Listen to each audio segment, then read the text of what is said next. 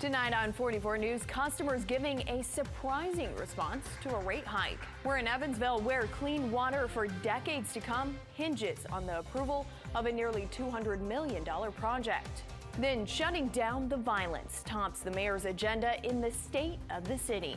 I'm just going to keep fighting. That's all I know how to do. The local group is standing up to help by sitting out. A powerful cold front is bringing snow showers to the area and a big cool down. I'll talk any possible accumulations and that freeze warning as well coming up. And all eyes remain on Minneapolis tonight. This is the start, definitely, that we're being heard. This is the start. The reaction to the guilty verdict. I'm Jessica Hartman. Those stories and more right now on 44 News. Dedicated to local news, this is 44 News at 10.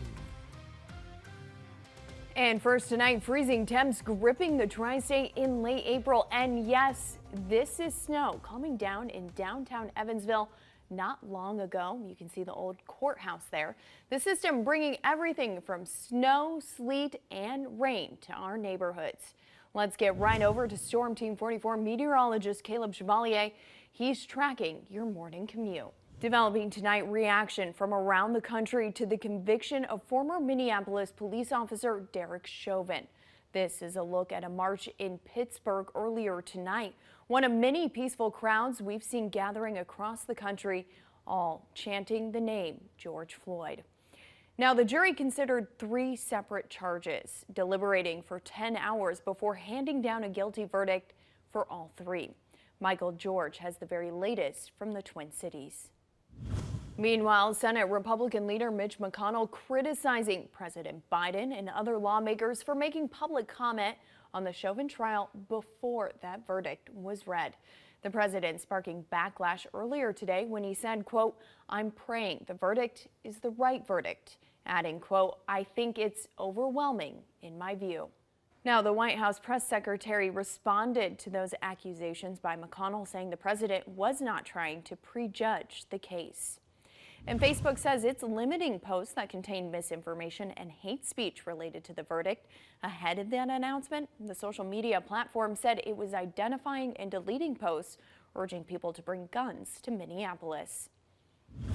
Back here in the tri-state, a multi-million-dollar project to build a new water treatment facility getting support from those living in Evansville.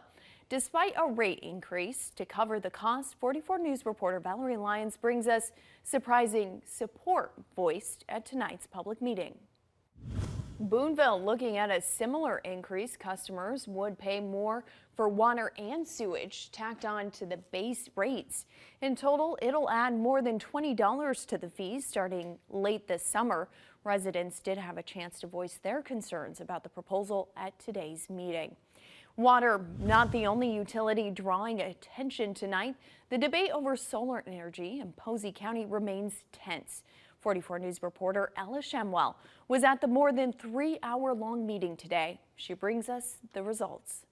And new tonight, students in Warwick County will be learning on full stomachs next year. Free breakfast and lunch for all students in the district will continue after the summer break. The program ensures no child goes hungry or has to accrue unpaid meal debt. The news comes as part of a broader announcement by the USDA that offers the flexibility to schools to ensure healthy meals are served in 2021-2022 school year. Still ahead, a plan to take back the streets, mothers sitting out against gun violence.